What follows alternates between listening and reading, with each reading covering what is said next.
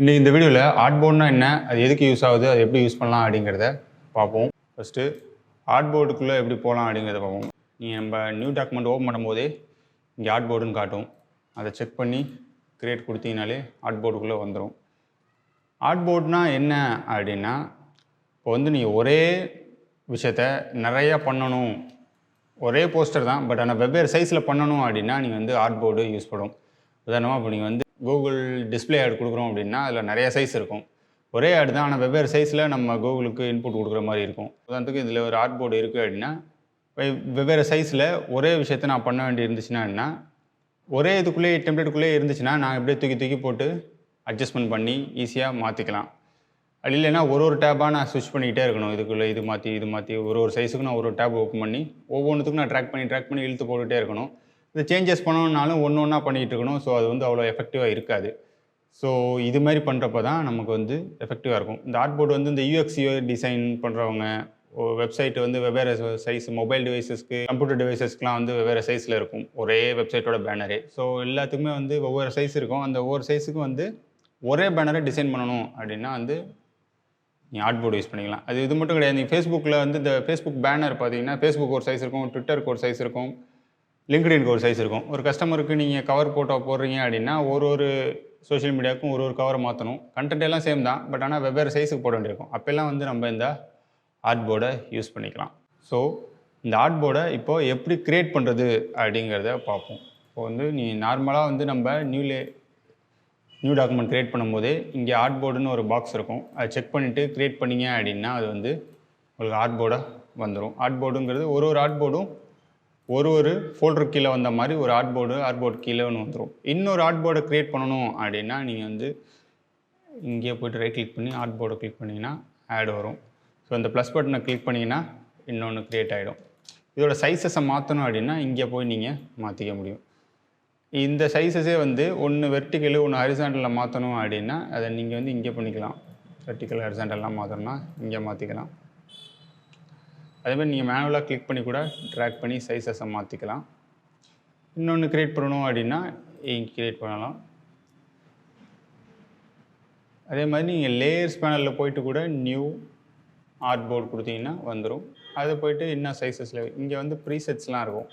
நீங்கள் உதாரணமாக இந்த வெப்சைட்ஸ் டிசைன் பண்ணுறீங்க, இல்லைனா ஒரு ஆப் டிசைன் பண்ணுறீங்க அப்படின்னா அதோட UI வந்து எப்படி இருக்கணும் அப்படிங்கிறது, எந்த டிவைசஸ்க்கு எந்த மாதிரி சைஸஸில் வேணுங்கிறது ஓரளவுக்கான ப்ரீசெட்ஸ் இங்கே இருக்குது. இதை வேணும்னாலும் நீங்கள் யூஸ் பண்ணிக்கலாம். iPhone Xக்கு சைஸஸ் வேணுனாலும் அதை க்ரியேட் பண்ணிக்கலாம். அதோட சைஸ் வந்துடும். இந்த ப்ரீசெட் வேணாம் அப்படின்னா கஸ்டமில் வச்சுட்டு நான் வந்து 1080 1920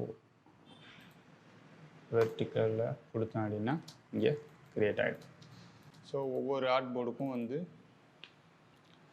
UHD நீங்கள் ஒவ்வொரு ஆர்ட்போர்டுக்கும் வந்து நீங்கள் பேர் கொடுத்துக்க வேண்டியது தான். நீங்கள் ஆர்ட்போர்டோட நேம் வந்து நார்மலாக நம்ம குரூப்போட நேம் சேஞ்ச் பண்ணுற மாதிரி சேஞ்ச் பண்ணிக்கலாம். இப்படி தான் வந்து ஆர்ட்போர்டை க்ரியேட் பண்ணுறது. நியூ ஆர்ட்போர்டெலாம் ஆட் பண்ணோன்னா நம்ம ஆட் பண்ணிக்கலாம். இந்த டூலுக்கு அடியில் இருக்கும். நீங்கள் டூலில் போயிட்டு ரைட் கிளிக் பண்ணிங்கன்னா ஆர்ட்போர்டுன்னு வரும். அப்படி இல்லைன்னா ஆல்ட்டை கிளிக் பண்ணிவிட்டு டூலில் கிளிக் பண்ணிங்கன்னா அதுக்கு அடியில் இருக்கிறது வரும். எல்லா டூலுக்கும் அப்படி தான். ஸோ இப்போ ஆர்ட்போர்டு வந்துருச்சு.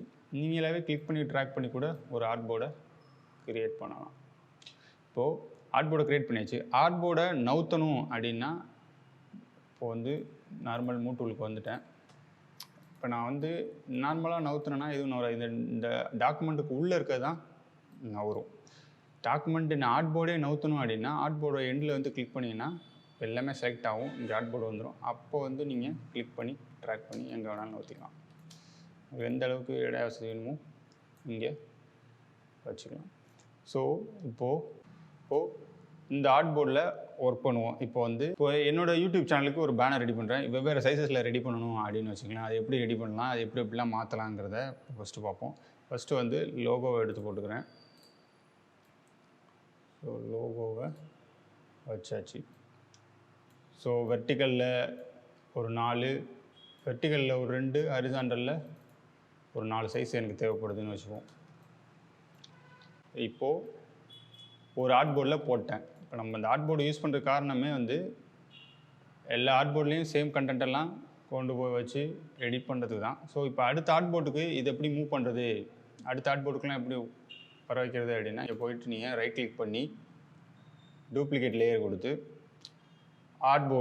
ஆர்ட்போர்டில் எந்த ஆர்ட்போர்டுக்குள்ளே வரணும் அப்படின்னா அடுத்து இருக்க ஆர்ட்போர்டை செலக்ட் பண்ணிங்க. ஃபஸ்ட்டு இருக்க ஆர்ட்போர்டை செலக்ட் பண்ணிட்டேன். ஓகே கொடுத்தேன் அப்படின்னா அங்கே ஒரு டூப்ளிகேட் ஆகி அங்கே போயிடும். அங்கே ரீசைஸ் பண்ணி நான் இது வெர்டிக்கல் ஜூம் போயிட்டு இங்கே வச்சுக்கிறேன். ஸோ இதை விட ஈஸியான வழி என்ன அப்படின்னா, ஆல்ட்டை கிளிக் பண்ணி ட்ராக் பண்ணி இழுத்தீங்க அப்படின்னா டூப்ளிகேட் ஆகி எந்த ஆர்ட்போர்டுக்கு மேலே வேணுமோ அங்கே வந்து விட்டீங்க அப்படின்னா அந்த ஆர்ட்போர்டுக்கு வந்துடும். சிறப்பாக இந்த கொண்டு வரணும் அப்படின்னா ஆல்ட்டை கிளிக் பண்ணி ட்ராக் பண்ணுறேன், இந்த ஆர்ட்போர்டுக்குள்ளே வந்துருச்சு.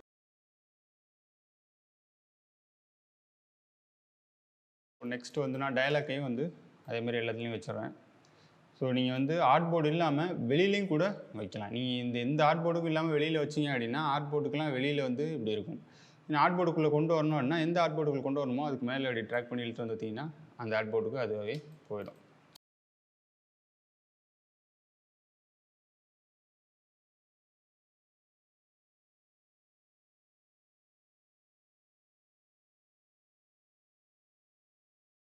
ஓகே, நெக்ஸ்ட்டு வந்து சப்ஸ்கிரைப் அப்படின்னு போட்டுருவோம்.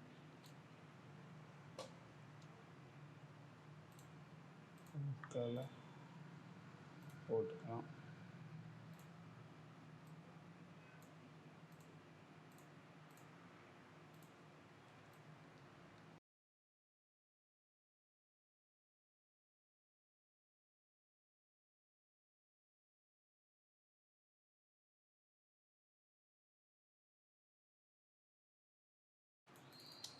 ஸோ அவ்வளோதான். அப்போ ஒரு டிசைனை ஒரு 6 டிசைனாக டக்குன்னு குயிக்காக போட்டாச்சு. 6 சைஸில் ஒரே டிசைன் தான். ஸோ 6 சைஸில் போட்டாச்சு. இவ்வளோ தான் வந்து ஆர்ட்போர்டு. ஸோ இப்போ நம்ம ஆர்ட்போர்டை ரெடி பண்ணியாச்சு.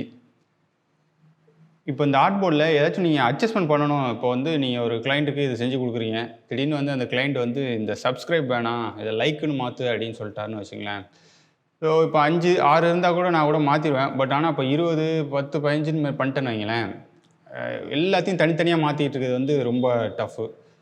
அவளுக்கு நம்ம ரொம்ப தேவையில்லாமல் டைம் வேஸ்ட் ஆகும். அதை ஈஸியாக எப்படி பண்ணலாம் அப்படின்னா, இப்போ நான் வந்து லைக்கை வந்து சப்ஸ்கிரைப் மாற்றணும் அப்படின்னா வந்து லைக்கை காப்பி பண்ணிக்கிறேன். எடிட் போயிட்டு ஃபைண்ட் அண்ட் ரீப்ளேஸ் டெக் கொடுங்க. சப்ஸ்கிரைப் இருக்குது, அதை லைக்குன்னு மாற்றணும்னு வச்சுப்போம். லைக்குன்னு மாற்றுறேன். வச்சு ஆல் லேயர்ஸ் சேஞ்ச் ஆல் அப்படின்னு கொடுத்தேன்னா ஃபோட்டோஷாப்பாக சப்ஸ்கிரைப்னு எங்கெல்லாம் இருக்கோ எல்லாத்தையும் செலக்ட் பண்ணிட்டு அதை லைக்குன்னு மாற்றிடும். ஸோ 6துலேயும் எனக்கு வந்து லைக்குன்னு மாறியாச்சு. லைக்குன்னு மட்டும் இல்லை, இப்போது டெக்ஸ்ட் இருந்துச்சுன்னா இப்படி மாற்றிடலாம். இப்போ எனக்கு ஷேப்ஸ் லேயர் இருந்துச்சுன்னு வச்சிங்களேன், ஷேப் லேயர்லாம் இப்போ ப்ளூ கலரில் மாற்றணும் அப்படின்னா அதை எப்படி பண்ணலாம் அப்படிங்கிறது பார்ப்போம். இப்போ வந்து ஷேப் லேயரை மட்டும் ஃபில்டர் பண்ணுறதுக்கு நம்ம அந்த லேயர் ஸ்டைலில் பார்த்த அந்த ஃபில்டர் ஆப்ஷன்ஸை இங்கே யூஸ் பண்ணலாம். நீங்கள் கிளிக் பண்ண அப்படின்னா வெறும் ஷேப்ஸ் மட்டும் வரும். ஸோ எல்லா ஷேப்ஸையும் நான் ஷிஃப்ட்டை டாப்பில் இருக்க கிளிக் பண்ணி அடியில் இருக்கிறத ஷிஃப்ட்டை ஹோல்ட் பண்ணி கிளிக் பண்ணேன்னா எல்லா லேயரும் செலக்ட் ஆகிடும். மறுபடியும் ப்ராப்பர்ட்டிஸ் போய்ட்டு இங்கே போய்ட்டு ப்ளூ கலர் வச்சேன் அப்படின்னா எல்லாமே ப்ளூவில் மாறிடும். ஸோ 2 கிளிக்கில் சேஞ்சஸை பண்ணி ஆயிடுச்சு. நெக்ஸ்ட்டு வந்து நம்ம வச்சுருக்க இமேஜஸில் எதுவும் கரெக்ஷன் சொன்னாங்கன்னா என்ன பண்ணுறது அப்படின்னா, இப்போ நீங்கள் எப்போவுமே இமேஜஸை ஸ்மார்ட் ஆப்ஜெக்டாக போட்டுங்க. போன வீடியோவில் பார்த்த மாதிரி ஸ்மார்ட் ஆப்ஜெக்டாக இருந்துச்சுன்னா நீங்கள் ஒரு இதில் சேஞ்ச் பண்ணி சேவ் கொடுத்தீங்கன்னா எல்லாத்துலேயுமே சேஞ்ச் ஆகிடும். இப்போ யோகன் கிரியேஷன் இருக்கிறதுல லோகோவில் எனக்கு பிளாக் கலர் வேணாம்ப்பா, அதையும் ரெட் கலர்லேயே போட்டிருங்க அப்படின்னு கிளைண்ட் சொல்லிட்டாருன்னு வச்சுங்களேன். ஏதாச்சும் ஒரு ஸ்மார்ட் ஆப்ஜெக்டை டபுள் கிளிக் பண்ணிங்கன்னா நியூ லேயரில் வரும். ஸோ இந்த ஸ்மார்ட் ஆப்ஜெக்டில் நான் எல்லா லேயரையுமே வச்சு அந்த ஸ்மார்ட் ஆப்ஜெக்ட் தான் தூக்கி அந்த பிஎஸ்டியை தான் உள்ளே தூக்கி போட்டேன். ஸோ இந்த இதில் போய்ட்டு கலரை தூக்கி ரெட்டில் வச்சுக்கிறேன். ஓகே கொடுக்குறேன். ஃபைல் போய்ட்டு சேவ் கொடுத்தேன் அப்படின்னா இங்கே இருக்க எல்லாத்துலேயுமே அப்டேட் ஆகிடும். அவ்வளோதான்.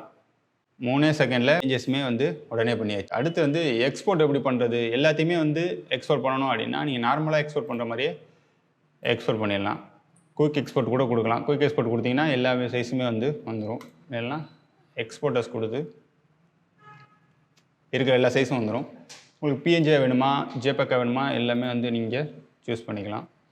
எக்ஸ்போர்ட் கொடுத்தீங்க அப்படின்னா ஃபோல்டர் கேட்கும். எந்த ஃபோல்டரோ நியூ செலக்ட் பண்ணிங்க அப்படின்னா 6மே வந்து சிங்கிள் கிளிக்கில் வந்துடுச்சு. இப்போ சப்போஸ் வந்து நீங்கள் உங்களுக்கு வந்து எனக்கு எல்லாத்தோட பிஎஸ்டியும் தனித்தனியாக வேணும் அப்படின்னா நீங்கள் வந்து ஃபைல் போய்ட்டு எக்ஸ்போர்ட் போய்ட்டு எக்ஸ்போர்ட் ஆர்ட்போர்ட் டு நீங்கள் பிடிஎஃப் வேணும்னா இங்கே கிளிக் பண்ணலாம். இங்கே உங்களுக்கு பிஎஸ்டி வேணும் அப்படின்னா இங்கே கிளிக் பண்ணிட்டு ஃபைல் டைப் பதிலாக பிஎஸ்டி கொடுக்கணும். நீங்கள் நார்மல் எக்ஸ்போர்ட்டில் இது இருக்காது, ஆர்ட்போர்ட் எக்ஸ்போர்ட் ஃபைல்ஸில் மட்டும்தான் இது இருக்கும். பிஎஸ்டி கொடுத்துட்டு லொக்கேஷனை ஆர்ட்போர்டு போய்ட்டு வேணா இங்கே நியூ ஃபோல்டர் போட்டு பிஎஸ்டிஸ் அப்படின்னு கொடுத்து அதில் போய் ஓகே கொடுத்து நீங்கள் ரன் பண்ணிங்க அப்படின்னா எல்லாத்தோட பிஎஸ்டி ஃபைலும் உங்களுக்கு தனியாகவே சேவ் ஆகிடும். ஃபோட்டோஷாப் ரன் பண்ணிகிட்டு இருக்கு. இது ஒன்றா ரன் பண்ணி முடிச்சு எல்லாத்தோட பிஎஸ்டியும் தனித்தனியாக உங்களுக்கு சேவ் ஆகிடும். எல்லா பிஎஸ்டியும் தனித்தனியாக வந்துருச்சு. ஒன்றுத்தையும் ஓப்பன் பண்ணோம்னா அந்த சைஸ் மட்டும் இங்கே இருக்கும். இது தேவையான பிஎஸ்டி மட்டும் நீங்கள் எடுத்துக்கலாம். ஸோ இதுதான் வந்து ஆர்ட்போர்ட். ஒரே டிசைனை வெவ்வேறு சைஸஸில் பண்ணணும் அப்படின்னா ஆர்ட்போர்டு வந்து நல்ல எஃபெக்டிவாக இருக்கும். சீக்கிரமாகவும் சேஞ்சஸ் பண்ணிக்கலாம், ஒரே கிளிக்கில் எக்ஸ்போர்ட்டும் பண்ணிக்கலாம். அவ்வளோதான். நெக்ஸ்ட் வீடியோவில் பார்ப்போம். Thank you so much.